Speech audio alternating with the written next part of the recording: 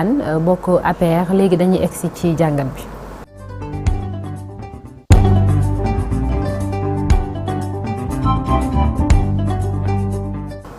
jàngat bi ak Daouda Tall consultant international professeur en intelligence économique géopolitique ak gestion des risques pays ñu ngi lay nuyu di la ziar monsieur Tall di la dalal jàmm. jërëjëf soxna Naata maa ngi lay nuyu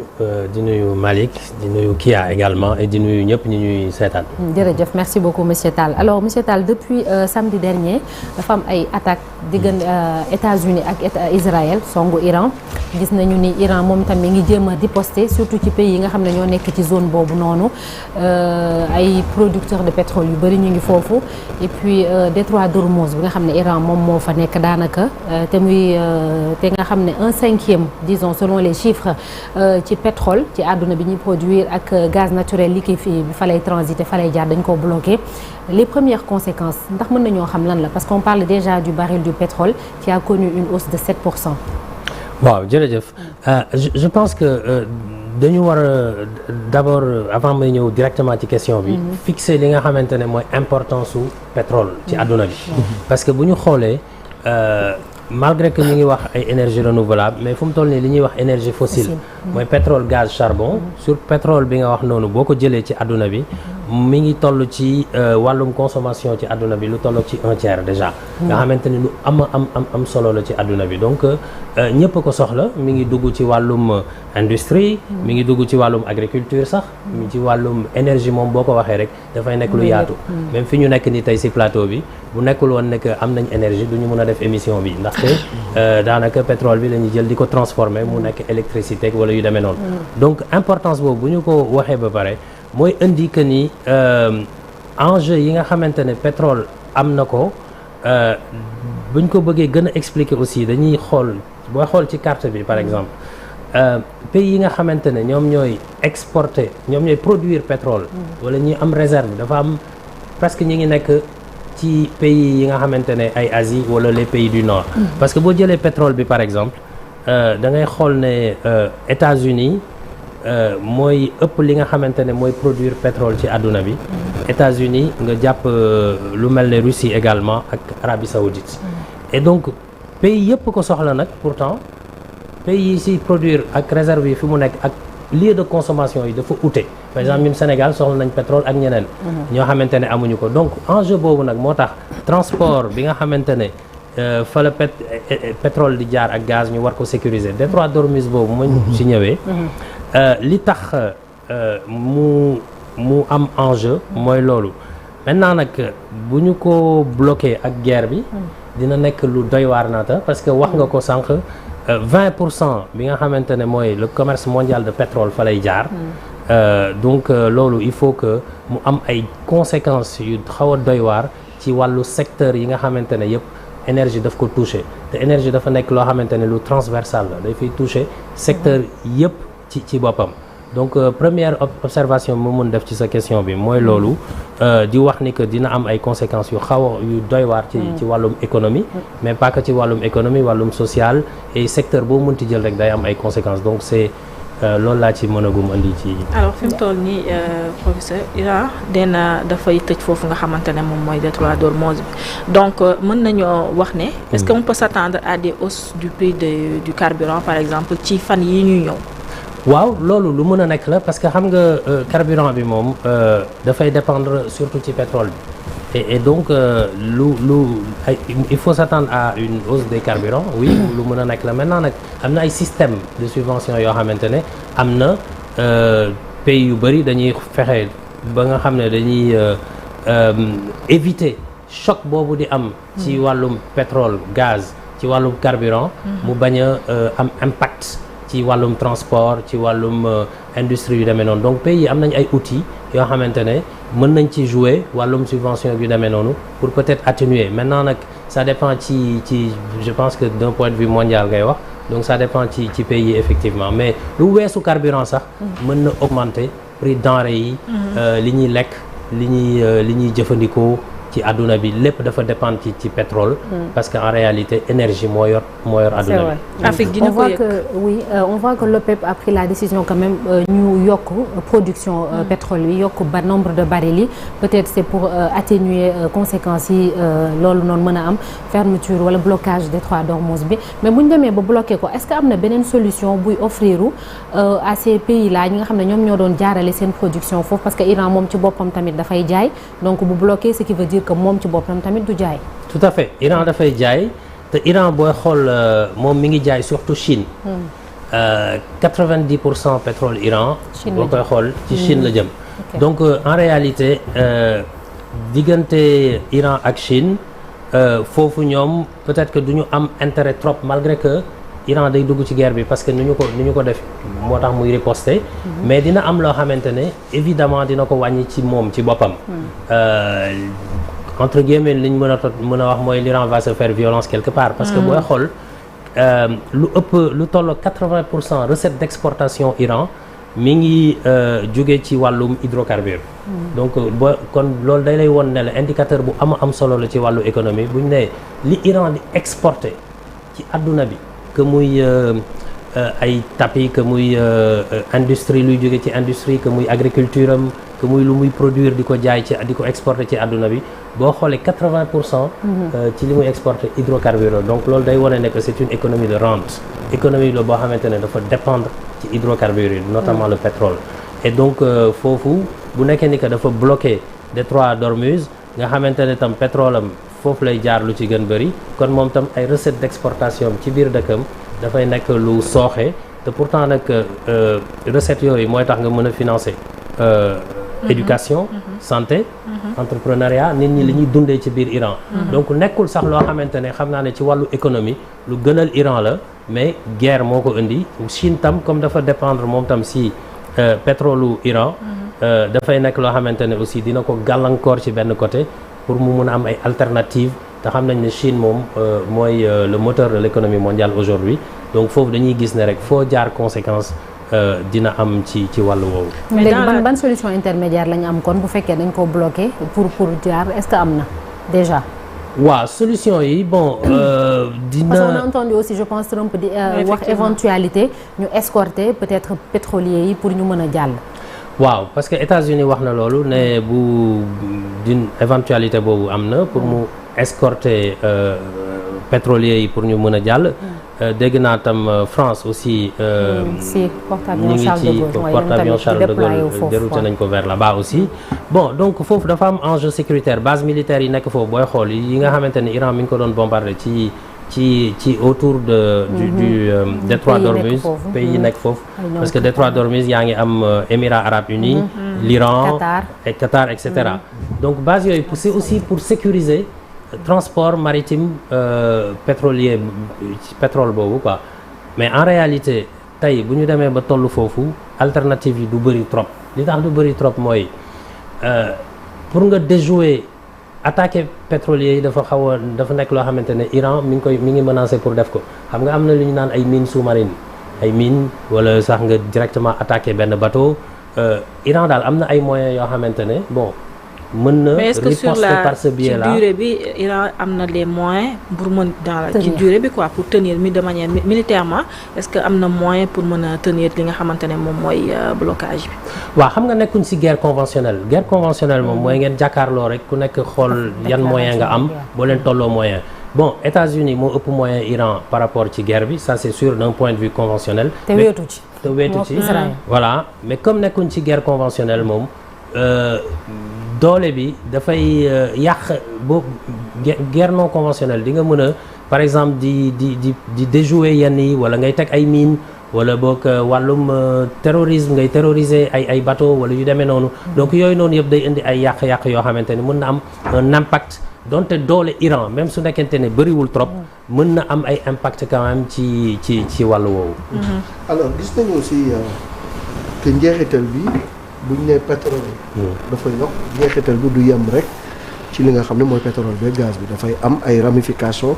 ci yeneen njëg yu nga xam ne xëy na nar na flambé parce que le prix a flambé depuis lundi de 7%. tankers yi ñi ngi taxaw ñemewuñu traverser le détroit. ñi nga xam ne également ñooy iraniens yi ñi ngi attaquer les usines de pétrole GNL du Qatar. Donc ça veut dire que tey bu ñu demee ci enlisement mun na dem ba jur njeexital yu nga xam ne ñun ñi nga xam suñu yoon nekkul ci guerre bi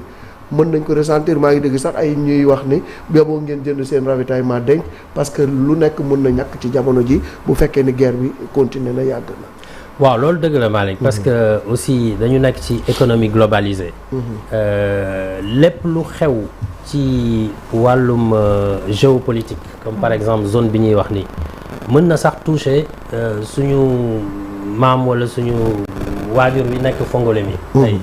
ki nga xamante ne moom foofu la toog di jaay ay tamateem wala muy jaay moo xam ay légumes am parce que cours yi moo tax c'est des cours mondiaux parce que à partir de pétrole lu bëri ci lay jóge wax naa ko agriculture pétrole daf koy impacter cours du baril et cetera donc il faut vraiment ñu am vision boobu pour mën a jàngat loolu te aussi suñu réew yi dañ ci war a am ay jàngat yu am solo bon maintenant nag bu nekkee États-Unis impact bi nga xamante ne day am ci États-Unis mën na bañ a bëri ci wàllu blocage du détroit d'Ormuz parce que États-Unis moom dépendant wul trop ci pétrole bi nga xamante ne mooy jaar foofu moom surtout dafa diversifié déjà c'est le premier producteur mondial de pétrole diversifié na ak ay kiyam ak ay Canada et cetera l'Europe tam mën na ko bañ a affecté trop parce que Europe moom tam li muy consommé ci wàllum pétrole muy jaar ci détroit d'Ormuz nekkul loo xamante ne lu bëri trop la matul sax 1 million de barils par jour ci niñ koy waxee alors que détroit bi daanaka bu ñuy xool lu toll ci 20 millions de barils par jour dina ko jaar mais donc ay Chine ñooy affecté wu ak yeneen pays yi nga xamante ne ñoom ñooy jël pétrole bi nga xamante ne surtout foofu lay jaar mais terewul comme économie globalisée la bu laalee yenn pays yi rek gis nga bourse yi ni ñu commencé di réagir dafay am ay impact ci wàllum ba ci Sénégal ba ci feneen ci wàllum économie. mais monsieur Tall comment comprendre le fait que motif bi tax ñu attaqué Iran daanaka soupçonné leen ci arme nucléaire programme enrichissement uranium bi ñu ne c'est au-delà des normes yi nga xam ne agence nationale de l'énergie atomique moom la teg comment comprendre le fait que Israël ak États-Unis ñoom ñoo attaqué Iran mais dañuy retourner waat encore pour présenter Iran comme genre moom mooy le problème ba dégg nga ni yenn pays itam ñu ngi ci bëgg a dugg France mi déployé porte-avions Charles de Gaulle mi dem vers la Méditerranée et tout du point de vue géopolitique comment comprendre cela est-ce que ce sont les vrais motifs wala lan la alors que ces deux pays là ñoom ñëpp xam nañu ñoom détenir nañ arme ba pare. waaw xam nga li ñuy wax le droit international xam nga dañu jóge ci ay guerre mondiale première guerre mondiale deuxième guerre mondiale ñu dem ba nga xamante ne pour régler problème boobu dañu indi le droit international le droit international bon Nations Unies yu demee noonu am na ci ay jéego suñu jublu woon ci droit international boobu je pense que lii yëpp du am mais dafa am États-Unis bu jóg mu ne moom pour mën a défendre boppam ci ni mu waxee laay wax il faut que mu attaquer pour prévenir wàllum nucléaire ak yooyu déjà li njëkk a posé problème mooy am nañu am l'arme nucléaire ci àdduna bi ñeneen mënuñu ko am donc ça aussi problème d'équilibre dafay am boo xoolee àdduna moo tëddee noonu même Conseil de sécurité des Nations Unies pourquoi ñi am droit de veto ay France Royaume-Uni États-Unis et cetera alors que yéen Afrique par exemple tey amul sax membre permanent ci Conseil de sécurité yu demee noonu donc bon buñ ko xoolee ci wàllum droit international kenn mënul comprendre action boobu maintenant nag bu ñu ko xoolee ci li nga xamante ne ñoom loolu la ñu avancé ne on va se protéger parce que menace nucléaire am na te ñoom ñu am arme nucléaire dañuy attaquer loolu dafa nekk lu doy waar. maintenant nag guerre bi du question seulement affaire nucléaire pétrole bi énergie mi ngi fi comme ni ma ko waxee sànq l'énergie gouverne le monde quelque part fépp foo dem ci wàllu énergie la ñuy moo ñuy tax a dund ci santé ci éducation ci lépp daal ci industrie et cetera. et donc base militaire yi nekk foofu États-Unis loolu moo tax ñu implanter surtout ay base militaire au niveau du Golfe donc pour ñëwaat ci question bi daal buñ ko xoolee ci droit international dañuy xam ne lii moom kenn xamul lu muy nuróol kenn xamul lu muy niróol et guerre boo gis du nekk rek benn motivation bi feeñ moom mooy nekk li nga xamante ne moo ko waral mais conséquences yi ak tam li nga xamante ne dañ ko nëbb ci ginnaaw loolu wàllum énergie si la bokk. alors professeur ban lecture ngay am ci la position Russie ak ñi nga xamante ne ñoom ñooy Chine d'autant plus que beaucoup disent que ne ñi nga xamante ne ñoom ñooy Russie ñooy gën a profité ci li nga xamante ne moom mooy blocus foofu ci détroit d'Ormuz bi ban lecture ngay am ci ñoom seen position et vu que c'est des alliés aussi de l'Iran est-ce que mën nañoo xaar à ce que ñu venir en aide ñi nga xamante ne ñoom ñooy les Iraniens. xam nga Russie moom tam dafa bokk ci pays yi nga xamante ne ñoo gën a produire hydrocarbures ci monde bi pétrole surtout parce que boo xool Russie moom mënoo ko génnee ci wàllum classement de tête ci pays yi nga xamante ne ñooy produire pétrole ak gaz donc bon Russie mën na bañ a am un impact direct fort par rapport ak li xew foofu mais même bu nekkee ni que allié Iran la parce que nañu fàttaliku ne y a l'OPEP mooy pays ay Iran Irak et cetera mais y a l'OPEP plus nga xam ne Russie Mexique dañu ñëw donc il faut que ñu xool réaction Russie nan lay demee par rapport ak blocus boobu noonu finalement qu'est-ce qui va être décidé au fond maintenant nag Russie ci boppam c'est pas parce que dafa nekk allié Iran que xëy na dafay dugg ci guerre bi aux côtés de l'Iran de manière active parce que loolu aussi wàllum géopolitique c'est pas parce que allié affaire intérêt la allié naa ak yow mën nañ am ay accords mais Russie mën na am beneen enjeu boo xamante ne Ukraine la mu ko war ko seq ak américains yi ak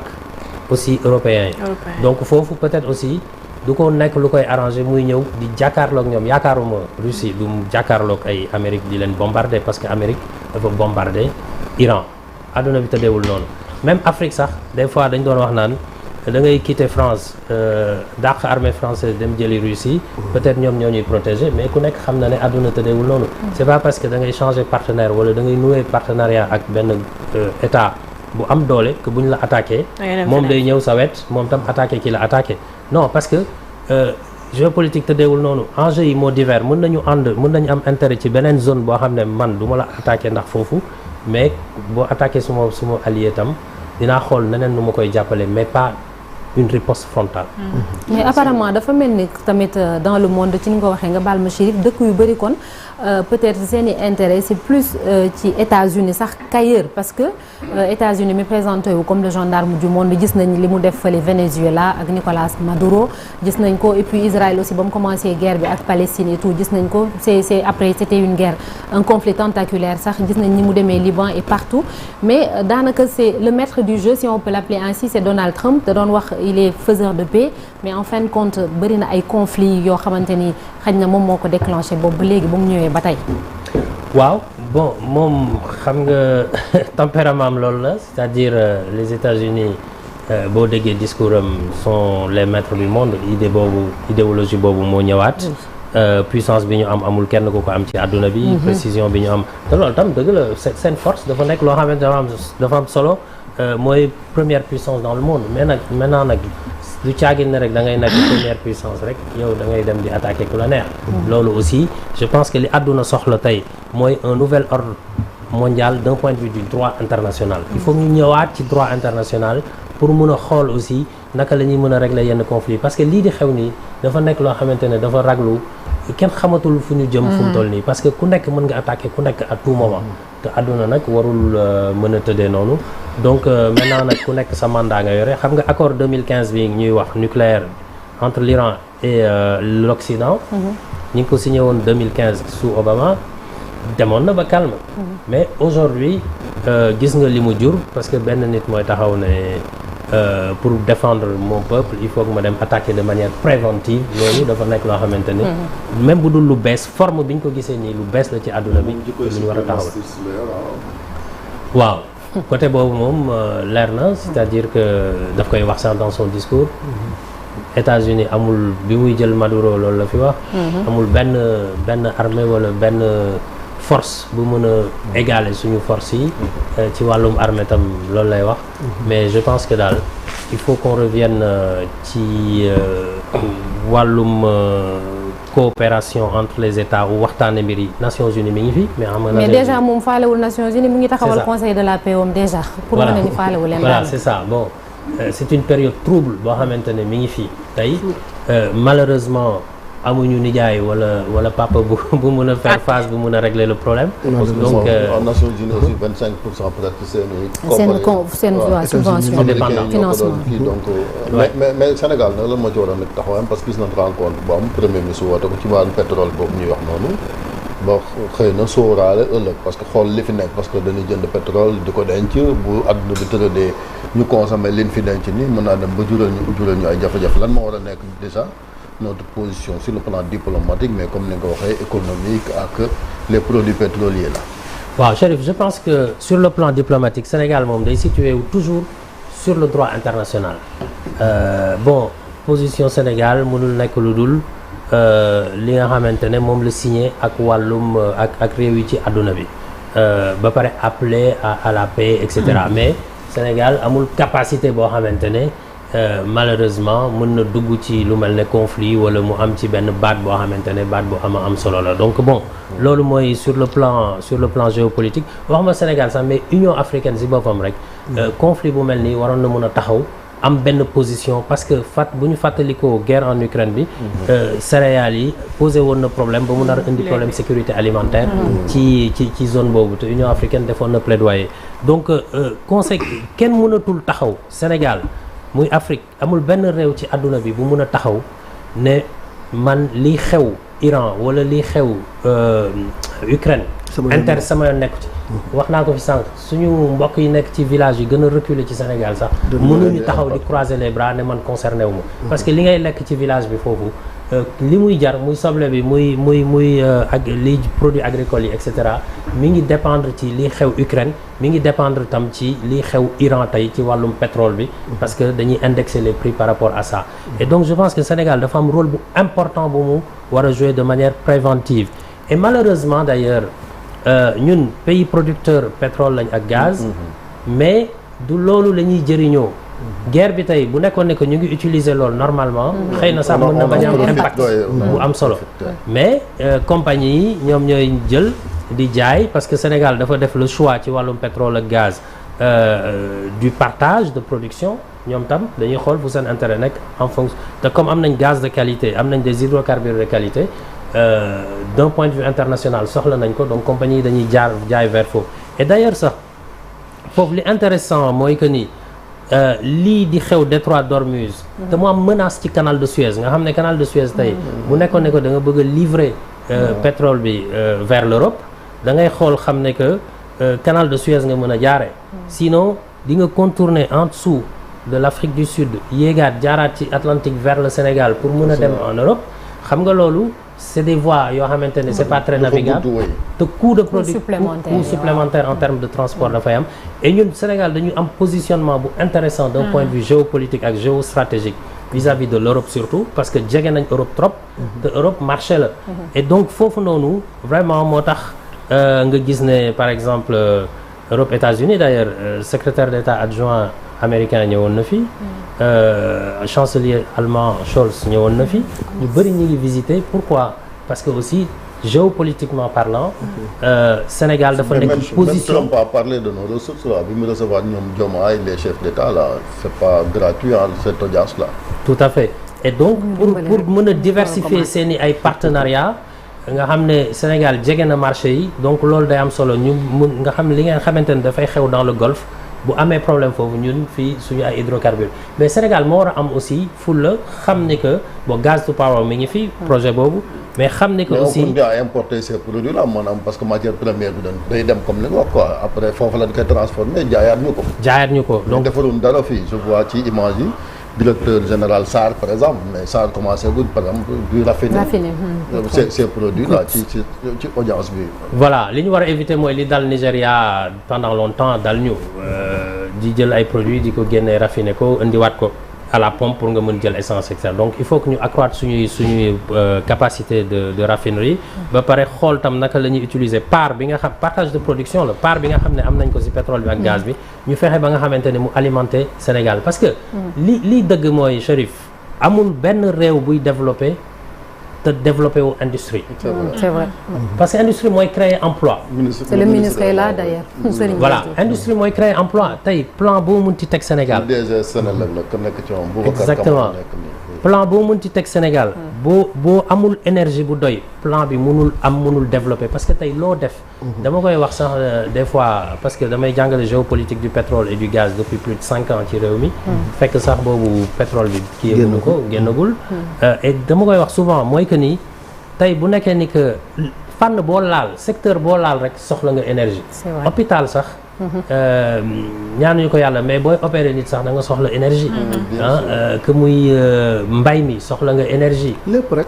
lépp da nga ko soxla. ci wàllu social ak lépp. mburu mi ñuy lekk. voilà donc je pense que. comité kii bi ni ñu gis assemblée bi ñuy gis nii am na solo quand même Sénégal def benn prospective. ne xaaral ñu xool est-ce que c'est maintenant ça parce que yu mel ni xamoon na ni menace am na normalement muy ministère des affaires étrangères wala gouvernement bi am na yoo xam ne seen rôle justement c'est de réfléchir anticiper ci conflit yoo xam ne war ñoo xaar sax ba mbir mi commencé ñuy doog a am ce genre de rencontre yi il faut les tenir même avant sachant que Trump xamoon na ni tôt ou tard dina song par exemple Iran. très bien loolu da ngay dugg ci lu ñuy wax intelligence économique c'est-à-dire lire l'information stratégique di ko analyser toujours di ko anticiper dégg naa nag am na cellule bu ñuy waaj a tijji wala bu ñu prévoir d'intelligence économique ci présidence bi su nekkee ni que loolu taxaw na lu nar a am solo lay doon parce que fii par anticipation mooy lire l'information anticiper réew noonu rek lay développer parce que le monde est trouble. maintenant nag aussi assemblée yi ngay wax effectivement waruñu toog di xaar ba nga xamante ne dafa am problème te en plus dafa war a nekk lu permanent et en plus dafa war a nekk loo xamante ne lu diversifié la en termes de compétences bu fa teg rek ay ministres bu fa teg rek ay économistes da nga fay teg aussi ñoo xamante ne wàllum géopolitique dañuy mën a lire di mën a analyser d'un point de vue géopolitique ci àdduna bi luy xew pour que ñu mën a alimenter la réflexion parce que booy toog rek mbir mi di dal sa kaw mais doo mës a dem donc ñi nga xamante ne dañuy étudier investisseurs yi sax balaa ñuy dem fenn ñoom dañuy xool zone bi est-ce que guerre war na mën a am dans quelques années quels sont les risques mooy li ñuy wax risque pays donc loolu c'est très très important Sénégal avancé te je pense que nag on a du retard de ce point de vue là beneen affaire mooy pour que loolu mën a nekk il faut que ñu am ay nit ñu xarañ xam adduna bi xam réew adduna bi tey booy xool les télévisions occidentales que muy française wala américaine ak yooyu chaque fois bu dara xewee ci adduna bi da ngay gis am nit ku ñëw ne moom voilà spécialiste la Kazakhstan spécialiste la Mexique spécialiste la fenn mën a nag di def ay fiches di mën a joxe ay ay analyses yoo xam dañ ko utiliser wàllum économie mais ñun Sénégal dañu xaw a manqué lu mel noonu tey booy xool pour ñu xam économie américaine bu élection États-Unis amee ñu war a xool enjeu yooyu dañuy dem faculté de lettres dem fa gis fa benn professeur d'anglais presque parce que day làkk anglais rek xëy na ñu ne bon peut-être xam na États-Unis ça n'a rien à voir loolu bokkul compétence yi bokkul donc il faut que ñuy former ci suñu université yi ba ci ndaw ñi sax bay jëm ci kaw ñoo xamante ne dañuy nekk spécialiste de réew moo xam ne kenn xamul sax fu mu féete ci àdduna bi mais mën ko càmbar bu baax ba pare di ci jox gouvernement bi ay information parce que bu ñu xalaat ne rek gouvernement ministre ak ay équipe am ñoom ñoo xam lépp déedéet réew yi développé yëpp dañu lënkaloo que ce soit société civile bi université yi ak yenn borom xam-xam yi dañuy ñëw di ànd di réfléchir di def prospective par rapport ak guerre yu mel nii ak impact yu mu mën a am pour que dëkk bi mën a dem ci kanam. D'accord merci beaucoup merci monsieur Tall Daouda consultant international ma fàttali ko professeur en intelligence économique géopolitique gestion des risques pays ñu ngi lay sant bu baax ci waxtaan bi. jërëjëf soxna Naata merci beaucoup merci bonne journée à vous dañuy egsi léegi ci suñu gan ñu dalal ko.